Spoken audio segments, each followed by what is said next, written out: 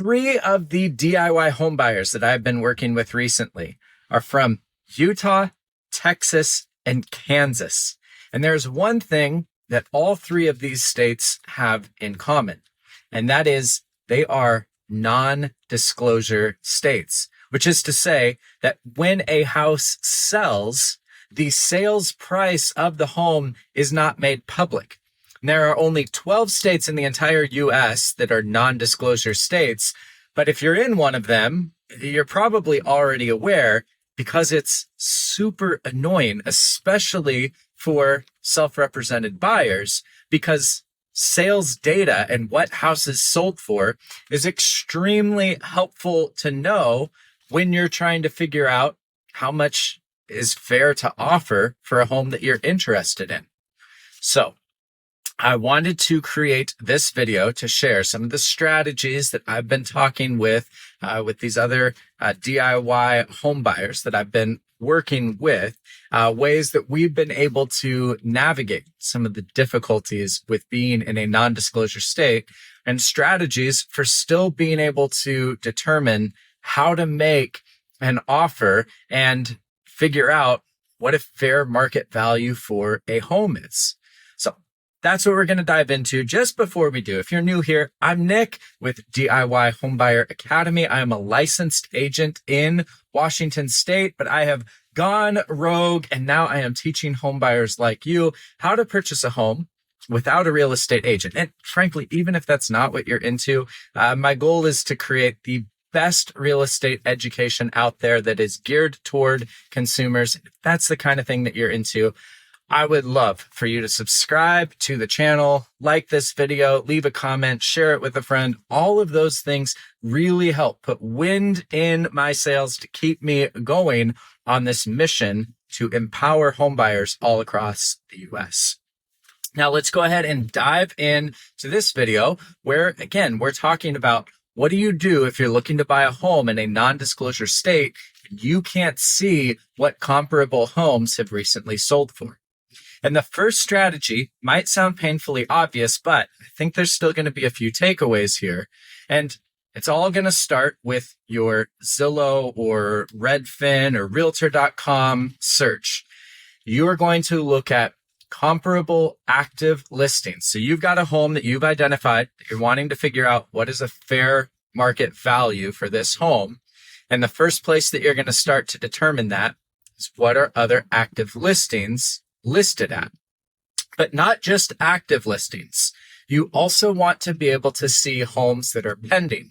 Now, by default, platforms like Zillow hide pending homes from you because they don't want to show you something that you can't have. So you're going to need to go into your search settings and toggle on so that you can see pending homes as well as any homes that are contingent. And actually, these pending homes are even better data points for you than the currently active homes because these are homes that are under contract. Now, they're still not going to tell you what the home is under contract for. They're just going to show you the list price, but you can see really helpful info like how many days was the house on market before it went pending? How many price reductions did they have to do? And your goal here is that you're going to try and make a list of 3 to 5 comparable properties, prioritizing properties that are pending. Now, how do you know if it's a comparable property? Well, you want to look for things that are as close as possible in geography. I wouldn't get more than a half a mile away if you can help it. You're also looking for homes that are similar in size, similar in lot size, similar in age and condition of the home. And so put together a list of the closest 3 to 5 homes that you can find. And then you're going to start looking at, okay, how are these homes priced, especially in comparison to the, we're going to call subject property, which is the property that you're considering making an offer on. Some of the ways that you can start to figure out how a home is priced is you can look at even just price per square foot. So list price divided by the square footage of the home. This isn't a end all be all measurement, but it can just be a helpful starting point at least to see, okay, what do homes in this area or neighborhood typically get listed at price per square foot wise? And that'll just say, all right, the home that you're interested in is either low, high, right in the middle when it comes to other similarly active properties or pending properties. So that's step one. Just see what else is out there on the market and go from there. Now, step number two, it's going to take a little bit more work and research.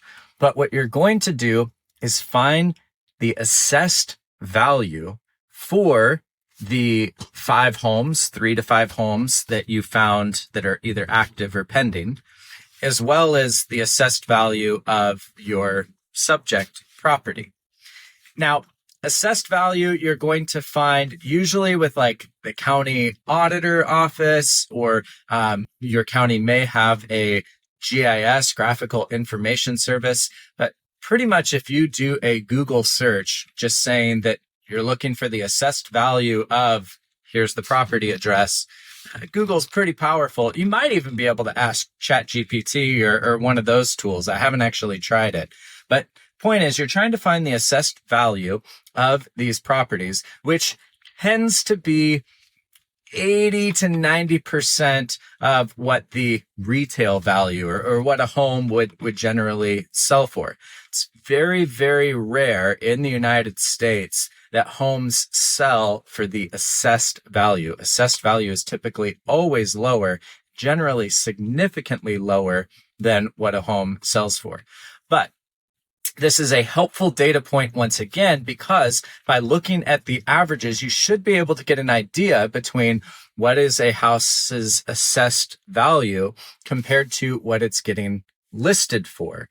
And so you take your 3 to 5 listings and you say, okay, these are all about 88 to 90% higher in list than the assessed value. And that's just at least going to give you then a ballpark so that as you look at the assessed value of the property you're interested in, the subject property, you can add another, 8 to 10% onto that to figure out, okay, this is probably about what this home should sell for relative to the assessed value.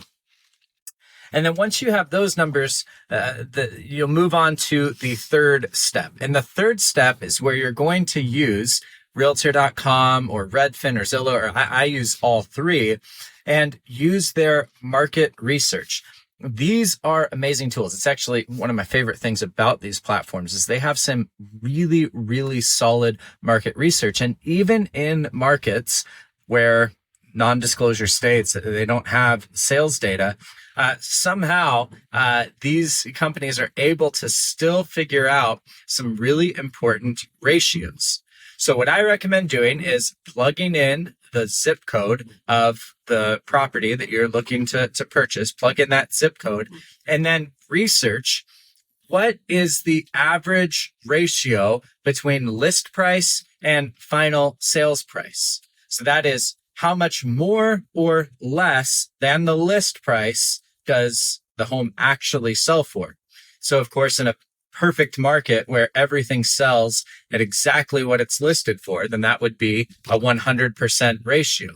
But again, in most markets across America where things are starting to turn to being more of a buyer's market, well, you're going to see that the close or the sale price is going to be somewhere around 96, 97, 98% of what the list price is. And knowing that specific ratio for your area, it's going to be really helpful to you in determining a fair market price, as well as when it comes to crafting your offer. So look at that ratio first, the sale price to list price, and then also look at the average days on market for that zip code.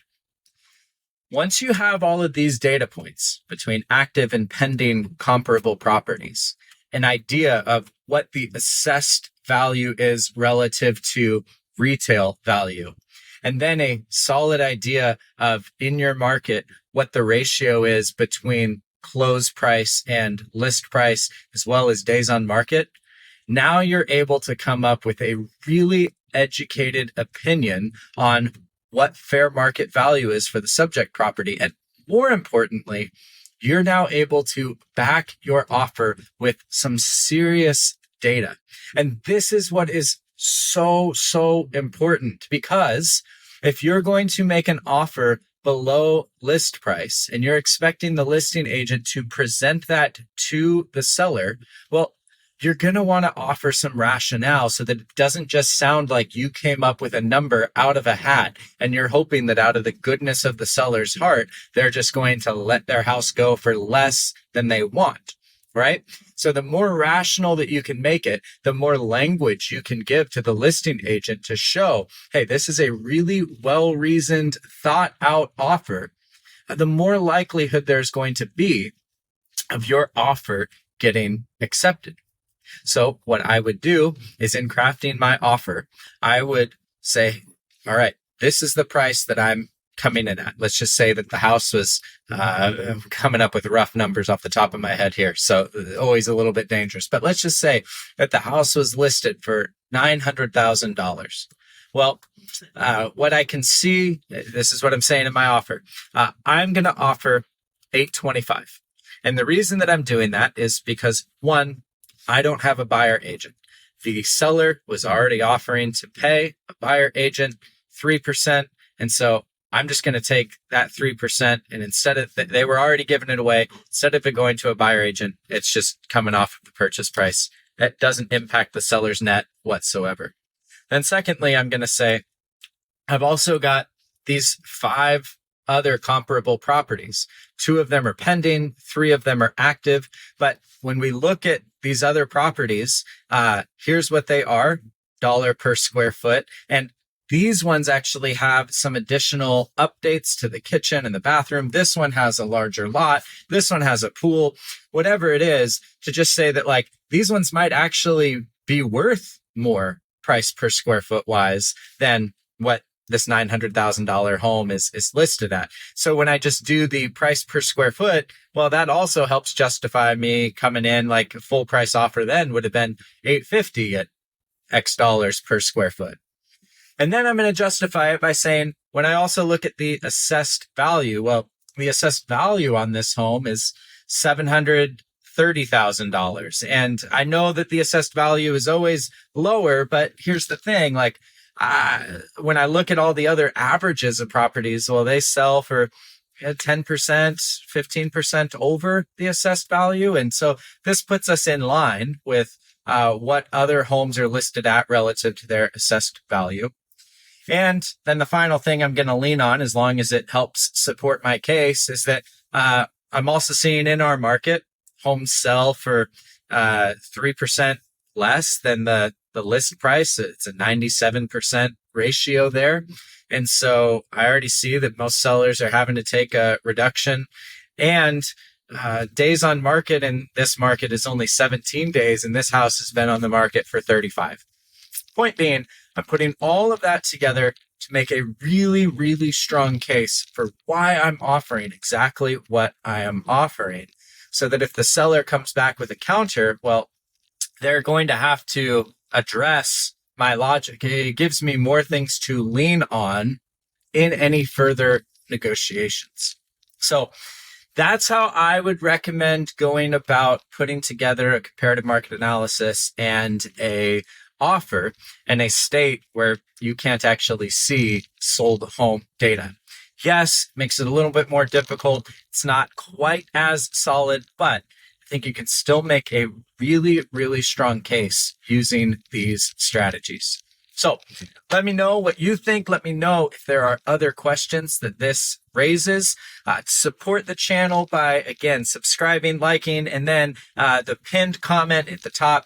I've got some really helpful downloadable resources, checklists, and guides. So do check that out as well. They will help save you a ton of money. They'll also save you a lot of time and work throughout the home buying journey. And it's a great way to support me and the work that I'm doing here. All right. I look forward to seeing y'all in the next one. As always, thank you and happy home buying.